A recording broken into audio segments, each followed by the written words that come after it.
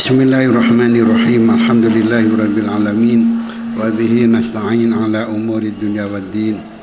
Wassalatu wassalamu ala asyrafil mursalin sayyidina Muhammadin wa ala alihi wa sahbihi ajma'in. Qala al-musannifu al-imam Abu Abdullah Muhammad ibn Ismail ibn Ibrahim ibn Mughirah ibn Bardasbah rahimahullah wa nafa'ana bihi wa bi ulumihi wa bi da'awatihi fid dharain amin. Babu fadl istiqbalil qiblah, utawi ki kubab nerangno kautamaane madhep kiblat. Yastaqbilu madhep sapa wong bi atrafi rijlaihi lawan pira-pira pucuke sikil lorone wong. Yani ketika menghadap kiblat, ketika sujud dan sesipun sujud niku drijine sikil iku menekan sehingga driji sikil iki malok-malok madhep napa kiblat. Dan itu harus dibiasakan mulai si enom. Kalau istuwane sikil kaku, driji niku kaku malah lek mulai enom gak dikulinakno tuwake malah gak iso. Paling-paling yo jejeg, drijine jejeg mboten sampai nekan madhep kiblat dengan drijinya. Nggih.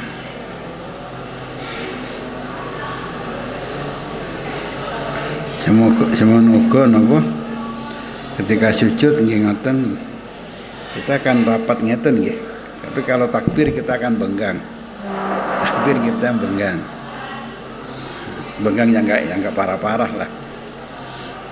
Tapi kalau perempuan, walaupun ketika takbir rapat kalau perempuan. Tapi kalau ketika sujud sama-sama rapat dan menghadap kiblat, driji-driji tangan. Apalagi tangan driji sikil kongkon madhep kiblat pisan.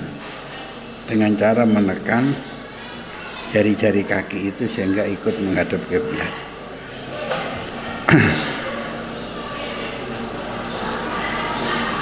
Qala Abu Humaid ani Nabi sallallahu alaihi wasallam. Tegasipun riwayat yang nerangno sak sikil sak driji-driji kene sikil madhep kiblat itu juga marfu'an Rasulullah sallallahu alaihi wasallam. Wa bihi qala hadatsana Amr bin Abbas qala hadatsana Ibnul Mahdi qala hadatsana Mansur ibn Sa'ad an Maimun ibn Siyah an Anas ibn Malik radhiyallahu anhu qala Rasulullah sallallahu alaihi wasallam man shalla salatana sapa wangi ku salat sapa siman salatana kelawan kaya salat kita wastaqbala lan madhep sapa man kiblatana ing kiblat kita wa akala lan mangan sapa man dhabihatana ing sembelihan kita fadzalika mengko ta mengkono man al muslimu iku wong kang Islam alladzi kang tetep kudu alladzi zimmatullahi utawi zimmai Allah, tanggung jawab Allah, wa zimmatu rasulil lan zimmai Rasulullah sallallahu alaihi wasallam. Fala tukhfiru maka aja ngubur sapa sira kabeh Allah Gusti Allah fi zimmatihi ing dalam zimmai wong.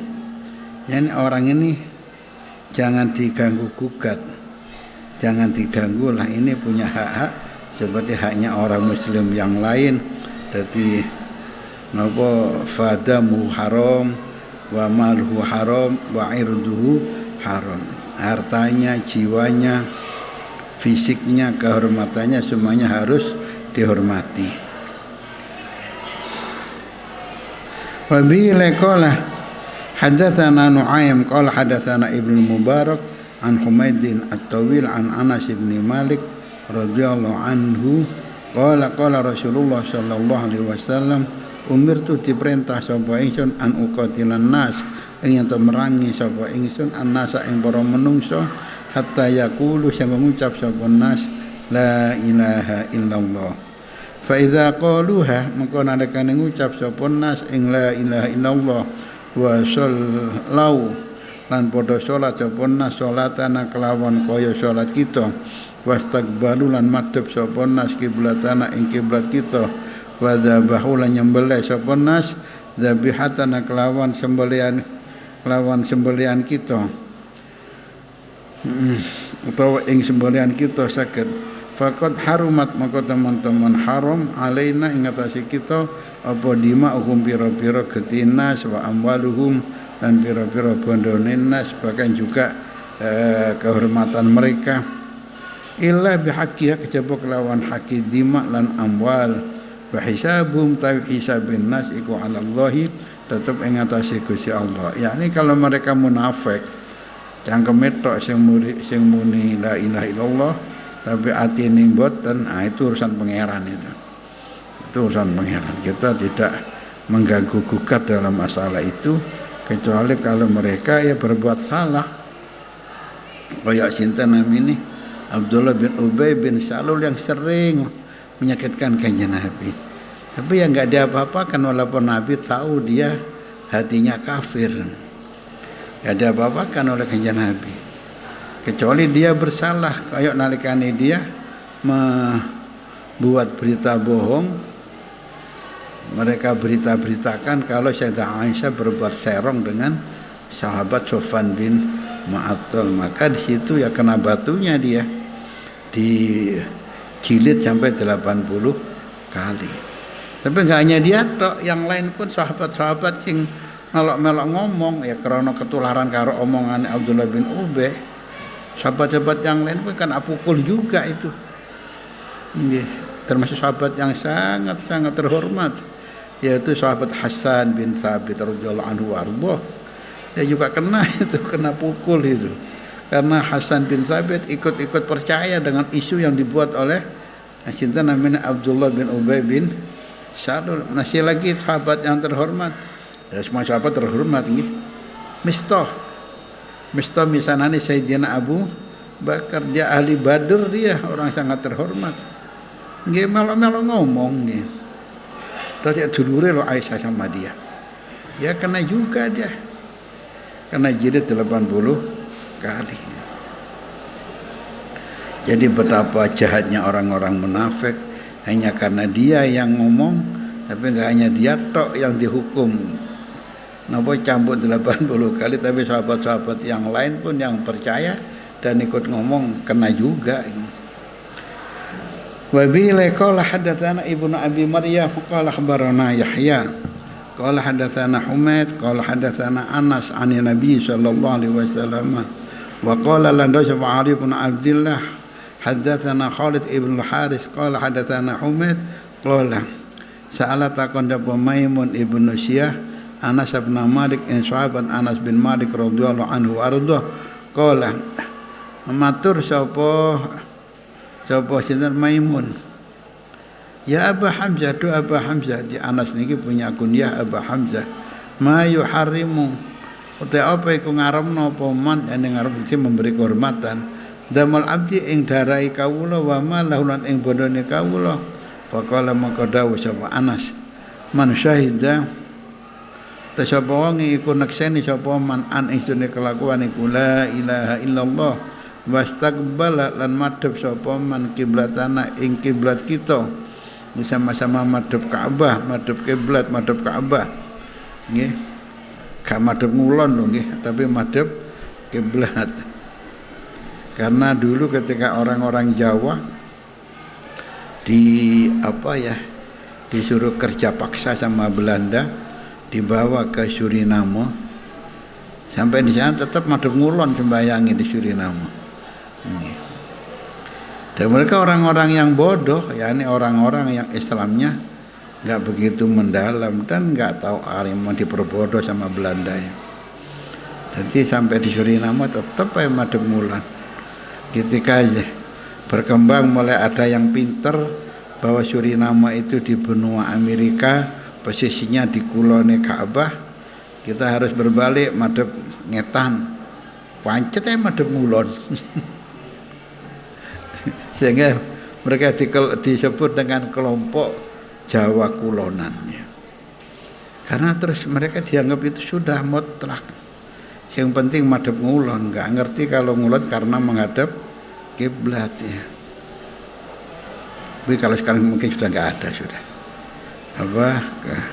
Kelompok Jawa sing madhep ngulon di sana sudah nggak ada insyaallah. Wis anu lah, wis mati sing golongane wong tuwa-tuwa sing wis gak ngerti.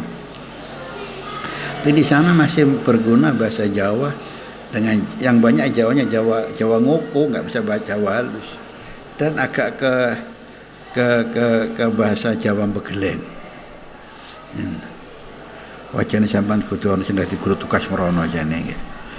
Itu dulu Pak Lek ini ini pernah haji ketemu sama orang Suriname. Kata orang Suriname, Suriname itu sangat memerlukan dai dari Indonesia, dari Jawa, karena di sana itu sudah istilahnya Islam keturunan sudah nggak ngerti yang benar gitu.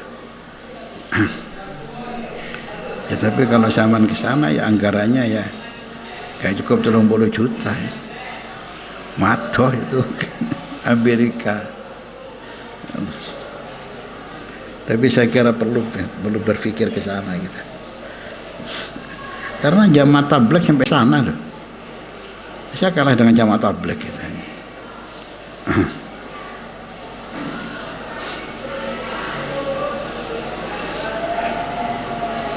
Wastaqbala al-madhab sapa man kiblatan ing kiblat kita.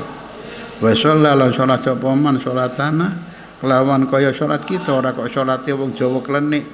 Pokok iling-iling. Yang paling jahat lagi kalau mereka memahami hadis sing jarine tasawuf tapi ngawur. Jadi apakah makom ihsan? Yaitu anta'buda rabbaka ka'annaka taruh. Jadi kita menyembah kepada Tuhan seakan-akan kita melihat Tuhan. Jadi akhirnya sembahyang menghayalkan Tuhan. Bahkan ajaran ini mengatakan kamu kalau sembahyang itu kamu harus menghadap kepada Tuhan, bukan menghadap kepada Ka'bah, kepada kiblat. Masih kon melok-melok madhep ngulon koyo liya-liyane tapi kon kudu mantep lek kon gak madhep kiblat tapi kon madhep pangeran. Tuh kalau sudah mantep gak madhep kiblat walaupun dia madhep kiblat gak sah salatnya. Tapi ada ajaran begini ini di Jawa ini.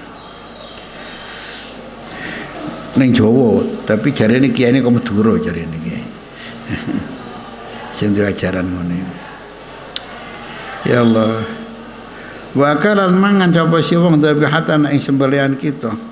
Fa huwa mangka utawi man al muslimu iku wong kang Islam. La iku tetep kudu man matawi hak-hak lil muslimin kan tetep kudu wong Islam liyane. Wa alila iku tetep ngatasi man matawi perkara yani kewajiban anal muslimin kang ing ngatasi wong Islam liyane. Jadi hak sebagai orang muslim, kewajiban sebagai orang muslim seperti orang-orang muslim yang lain. Babu kiblat ahli Madinah wa ahli Syam wal Masyriq. Taki kebab nerangno kiblat ahli Madinah, ahli Syam, ahli Masyriq. Yani jagat wetan. Laisa fil masyriqi wala fil maghribi kiblatun. Orang aku tetap ing dalem wetan lan ora ana ing dalem kulon kiblatun utawi kiblat. Liqaulin Nabi karena dawuh Kanjeng Nabi sallallahu alaihi wasallam la tastaqbilu aja madhep sapa sira kabeh al kiblata ing kiblat bi ghaitin kelawan ghaid kelawan au baulin tau kelawan pipis walakin syarriku tetapi ini ngedepno ngetan sira kabeh au gharibu tau ngedepno ngulon sapa sira kabeh. Jadi lek wis ngetan ngulon itu enggak ada kiblat. Yani di Madinah itu kiblat enggak madhep ngetan, kiblat enggak madhep ngulon, tapi madhep ngidul. Madhep ngidul. Pasnya gimana pasnya? Ya adalah ukuran ngidul agak kemana gitu ya. Nah, ya bagi ahli Madinah sudah ada kaidahnya sekarang. Nggak, yang saya itu kaget. Saya kok iseng-iseng di Madinah tempat umroh yang kapan, apa yang barusan, apa yang duluan lagi. Saya akan bawa HP Google ini, ada Google Map. Dulu itu di Indonesia ini, di Jawa ini kan ketentuannya dari para ahli falak zaman dulu bahwa kiblatnya Jawa itu adalah ngulon rotok ngalor 15%, 15 apa derajat, kan begitu. Ngulon rotok ngalor 15 derajat. Terus tahun berapa sih itu kok rame-rame perubahan kiblat itu? Kalau nggak salah sekitar 7 tahun yang lalu kalau nggak salah. Rame-rame ada perubahan kiblat. Dikatakan bahwa kiblat itu tidak 15% ke 15 derajat ke utara, tapi kurang akeh itu 25 derajat ke utara. Jadi tambah ngalor mana. Sehingga banyak masjid-masjid yang digarisi karena kurang ngalor gitu. Kayak di Masjid Lecas digarisi, di masjid Asrama Haji Surabaya Sukolilo digarisi, banyak lah gitu. Sampai Masjid Demak, Masjid Bintoro Demak nih, Masjid Sultan Raden Patah digarisi, agak dingalorkan lagi. Sehingga garisi lembaga Falakiyah NU Demak, alumni Sarang lagi. Sama Mbah Mun ditukani. Kon kok wani-wani nyalahno masjid gaweane para wali. Nggih.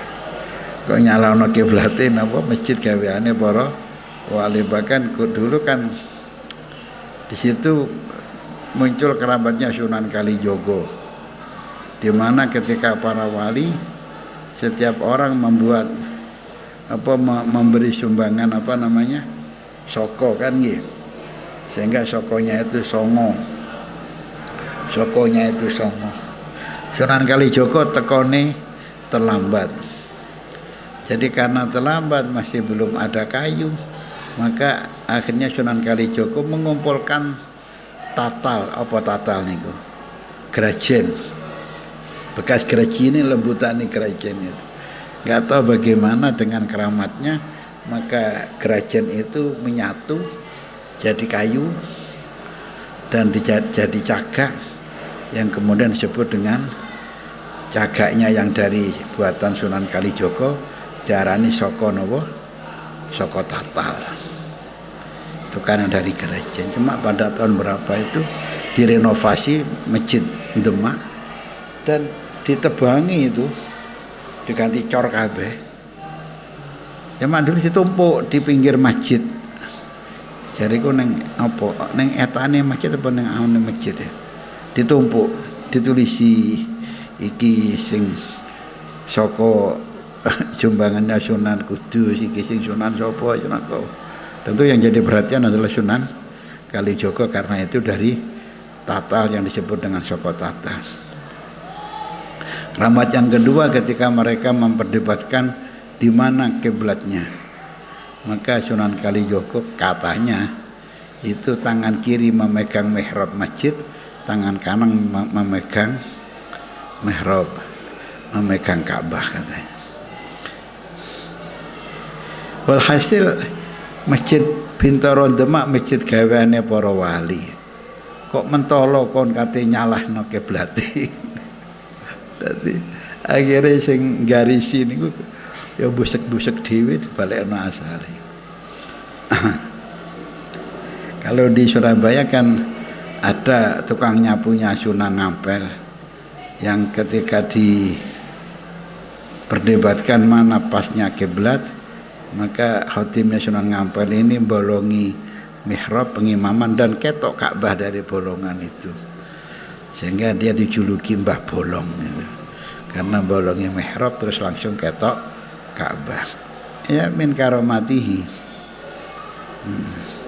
Nah, ketika saya umroh di Madinah, ketika itu saya di Madinah, saya kok iseng-iseng gitu.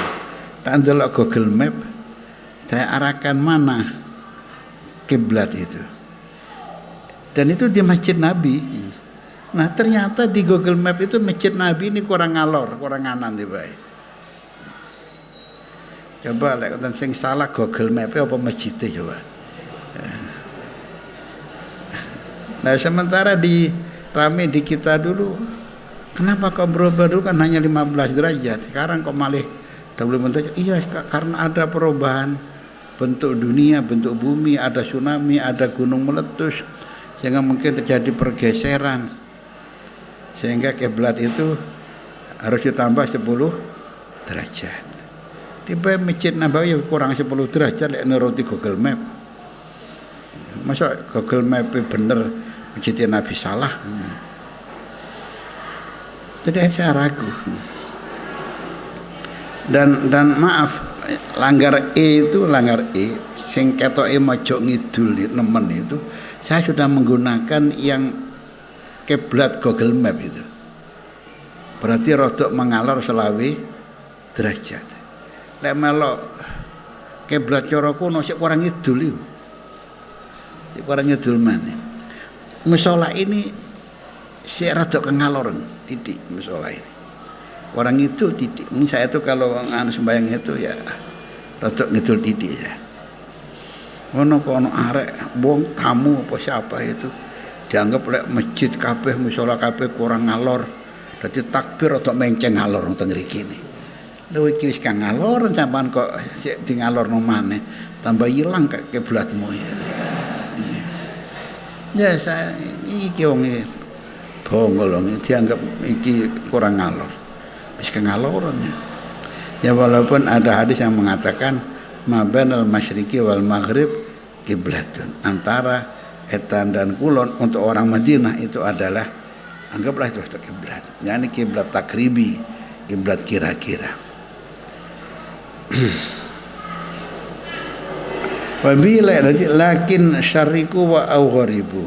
Le pipis le ghaid madhep wengetan atau madhep ngulon, berarti itu tidak kiblat untuk ahli Madinah. Wabila qol hadatsan Ali bin Abdullah qala hadatsan Sufyan qala hadatsana Az-Zuhri an Atha ibn Yazid an Abi Ayyub Al-Ansari radhiyallahu anhu, di mana Abu Ayyub ini makamnya sekarang di Turki, di Konstantinopel, di apa sekarang namanya kota Istanbul ya. Jadi dia nekat ingin menjatuhkan kerajaan Romawi Timur. Mergo Nabi tahu dawuh yang bisa menaklukkan kerajaan Romawi itu adalah prajurit yang sangat baik dan panglima yang sangat baik. Maka Abu Ayyub kepingin mlebu hadis niku, berangkat ke sana ya durung waya wong sik meger-meger kerajaan Romawi Timur, dia coba invasi ke sana.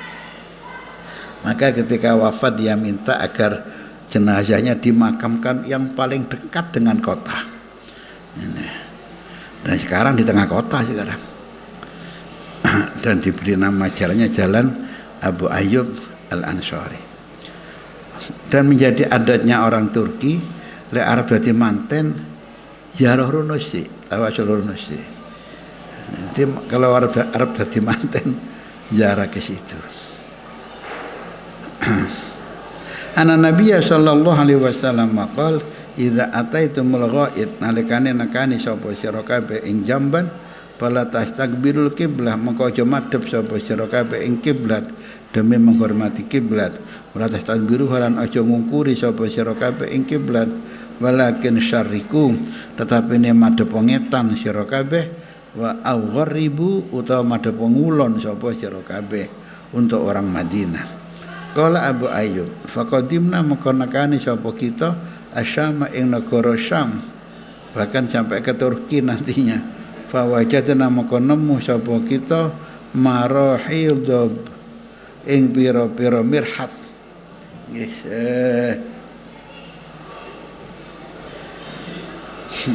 marahidho ing pira-pira mirhat, ing pira-pira jamban. Bunyat kang den bangun apa marahid kibaral kiblati ing madhep kiblat. Fanan harifu mongko mongko menggok sapa kita. Jadi ketika di mirhat kita menggok tadi gak madhep kiblat gitu. Wa nastaghfirullah lan nyuwun ngapura sapa kita ing Gusti Allah taala. Wa an zuri an ataqala sami tu Aba Ayyub rujuk ing Aba Ayyub an Nabi sallallahu alaihi wasallam wa dzakara mislah lan nutur sapa rawi ing sepadane hadis.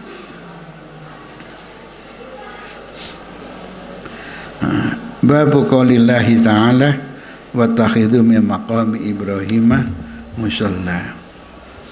Wallahu a'lam bishawab. Ya Rabbana tarafna bi annana tarafna wa annana asrafna ala wa asrafna fatum alaina taubah taghsil kulli haubah wastur lana walidina rabbi wa mauludina wal ali wal ikhwani wa sa'iril khiratin asuhum wal muslimina ajma' amin rabbi asma fadlan wa judan la bi tisabi bil mustafa rasuli nahdha bi kulli alaihi antal habib wa alihi wa sahbihi walhamdulillahi fil